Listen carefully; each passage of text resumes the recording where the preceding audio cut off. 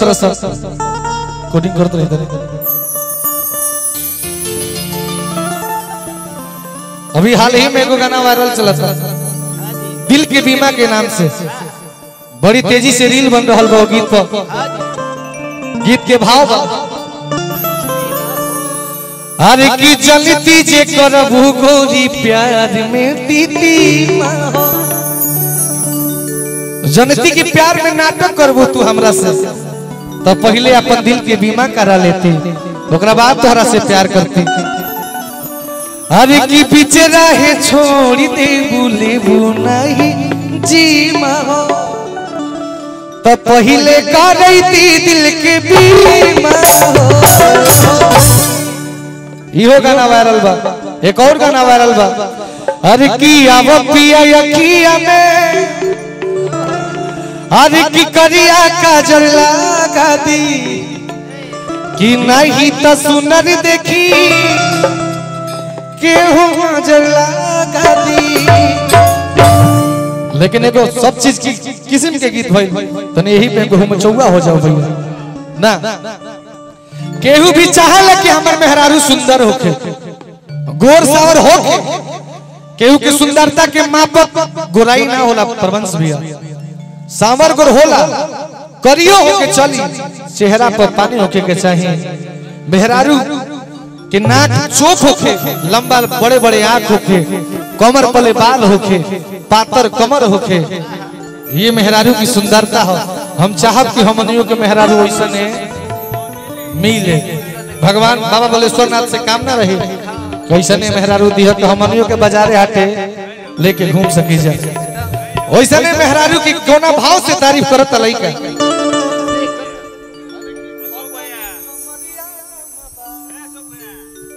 देख ले मेजर के माई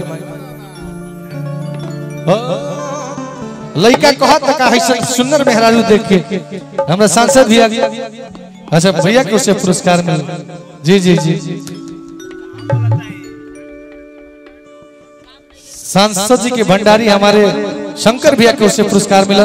कहे का अरे की पतरी कमरिया लमबा अरे की हमारा धनिया के अरे की चलली तलच के अरे की चलली तलच के ऐसे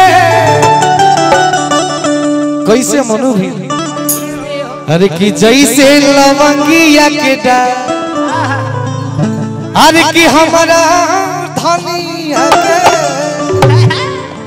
मंच पर सनी खड़ा बा और अजीत हलचल के चेला कहला अपने आप के तो गौना ही लिखा होके चाहिए हमारे मनोज भैया जब रुआ सब बाड़ी जा तब फिर सनी के का चिंता हुआ वो तरीका से हो जाता है का। आइए भारती जी रौगे के देखिए गीत मन पड़ल बा एकदम मिजाज में होके के चाहिए कैसे कि पतरी कमरिया लमा हमारा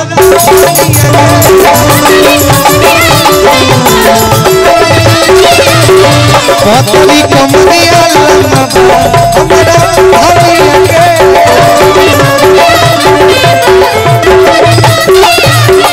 चलेली तलच के चलेली तलच के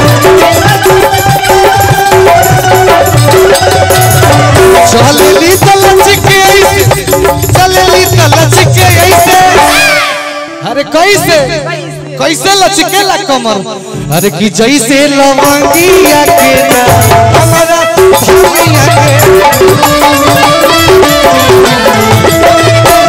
पतरी कमरिया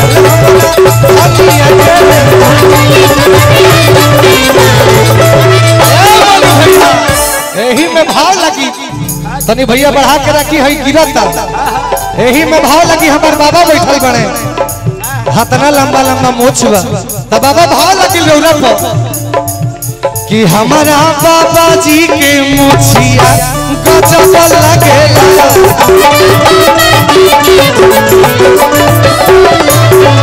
कि हमारा भैया जी के मोछिया गजब लगेला कि बड़ी हवे दंगादार घूमे धोती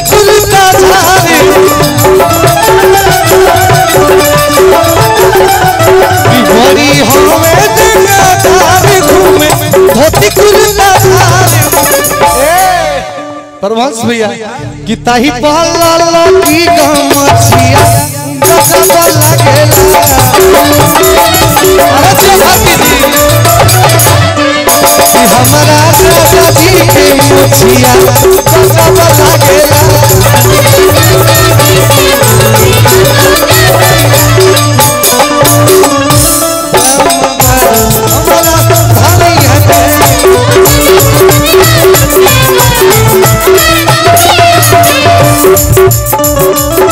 अमन भैया सांसद प्रतिनिधि जी को पुरस्कार मिला। हमारे अमन भैया सांसद प्रतिनिधि हमनी के पुरानिया जब जोना समय में नल ना रहत रहे, जोना समय में कल ना रहत रहे बाबा तने भैया बढ़ा दी जोना जमाना में दुआरे दुआरे कल ना रहे, लोग इनार पर पानी भरे जाओ तो कौना तरीका से पानी भरे जाओ भारती जी। पानी भरी चली रोजे पाकवाई न रहे रामा।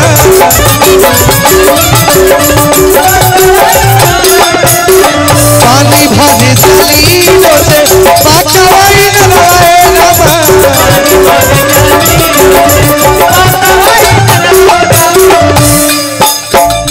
हमरा प्रभंस भैया जेकरा गायकी के कोनो जवाब ना हो अनूप जलोटा का गई है महाराज। नाम भले बहुत बड़ा अनूप जलोटा जी के। भारती जी से बुलवाई दी, भारती जी के हम दे देता नहीं। भारती जी के पुरस्कार मिलल बा हमारे चेयरमैन साहब के ओर से। सूर्यामा चेयरमैन आदरणीय चेयरमैन साहब जी के बार बार प्रणाम बा। पानी भरे जाली रोजे पाकवाई न रहे रामा।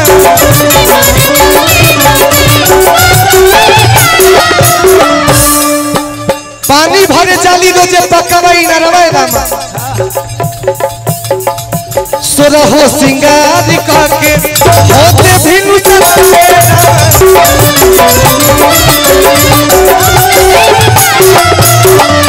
सोरहो सिंगार करके होते भिनु चले।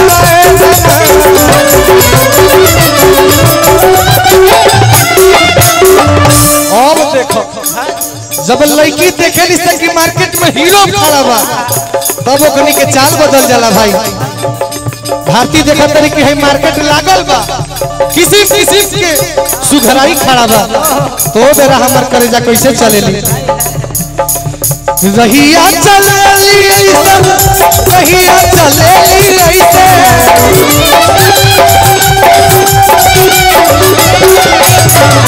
रहिया चलेली ऐसे रहिया चलेली ऐसे।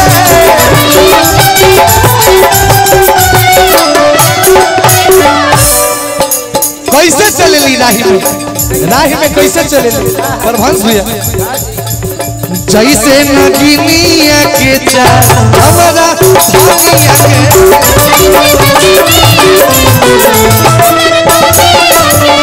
कतरी कमरिया लामा हमारा भानिया के।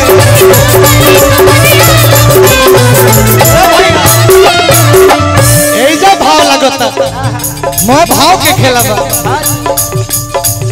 कि पहिले पापड़ी रहे देहिया मोटाई गइल बा।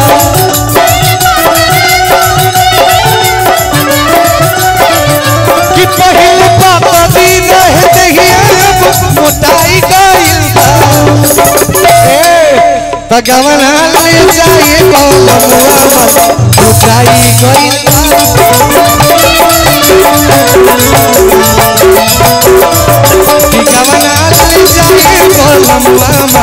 गोटाई गइल बा।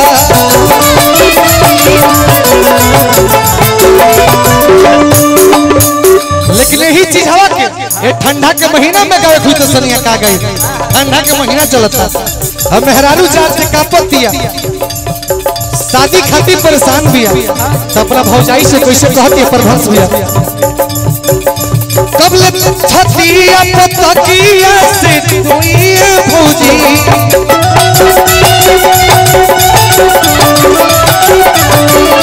कबल तकिया दबा के सही सोई भौजी।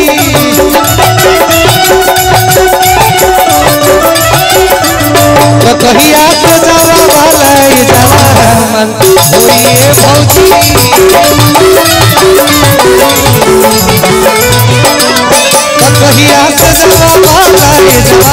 होइए भौजी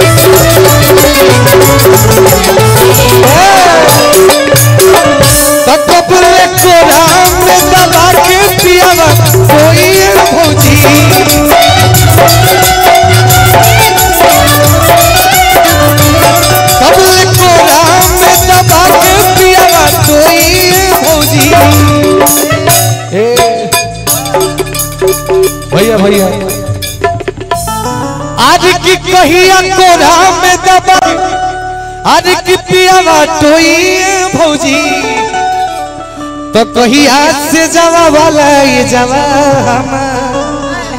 अरे की होइए भौजी।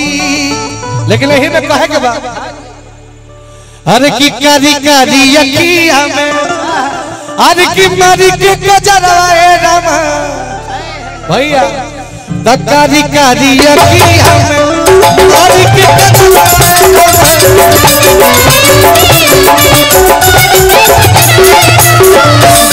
तारी निकल के काका नचिया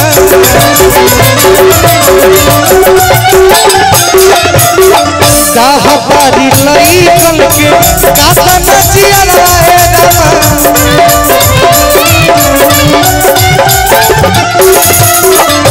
प्रसाद भैया जब ई साझी खान बाजार करे निकलेली तो लइका इनका तो बोली फेंकेला सब का कहला सब कहेला सलैका कुल कहेला सलैका कुल्ही कहेला सलैका कुल्ही कहेला सलैका कुल्ही का कहेला सलैका के देखेला सत प्रभंस भैया अरे की कहेला सलैका कुल्ही अरे की कहेला सलैका कुल्ही कि तो ही असनिया के हमारा धनिया के